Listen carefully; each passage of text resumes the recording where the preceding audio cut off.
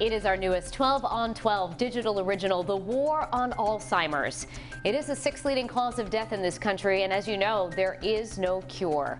Mike Montecalvo is joining us now. And Mike, you know, this really is a passion project for you. You lost your beautiful mother to Alzheimer's a few years back, and you have been such a champion locally for organizations that are looking to find a cure. So obviously important for you to do this story. You know, Danielle, it affects so many people. My mom lived with it for 8 years. She passed away in 2007. My father's dealing with dementia. It's a familiar story.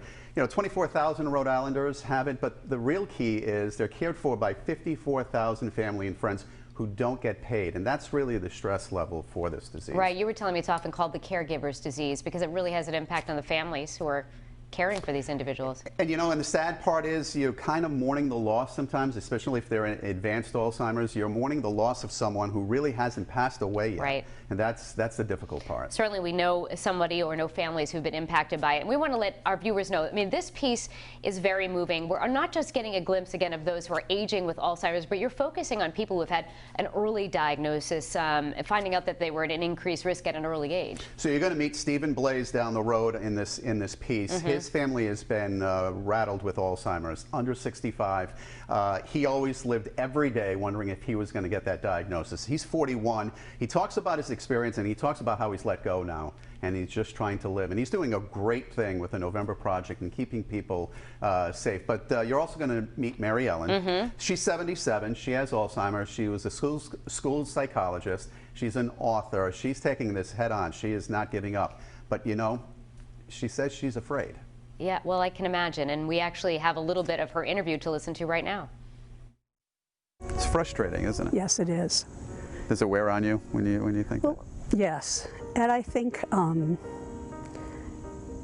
what it does each time that happens is sort of touch the place in me that's horrified and sort of terrified. And that's not real pleasant. What are you terrified about? Well, I'm terrified of losing my autonomy and my identity and becoming somebody that even I don't know who I am, you know. When you look in the mirror, though, you still see you. Oh, yes. And I still feel very much like I'm myself now.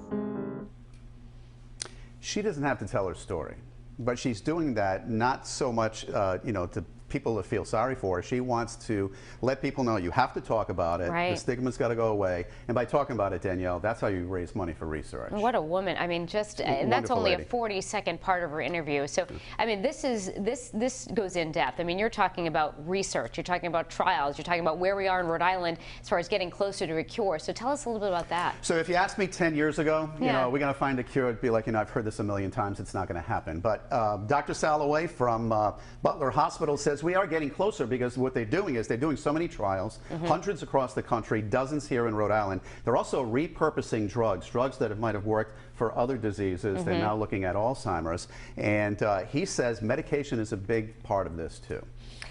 You know, one thing that we've been thinking about, too, is the impact of COVID. And it's had an impact on everything, you know, from people not getting treatment that they should or not going to the doctor when they should. So how has it impacted the Alzheimer's community? Isolation. Yeah. You know, people in nursing homes don't see loved ones anymore.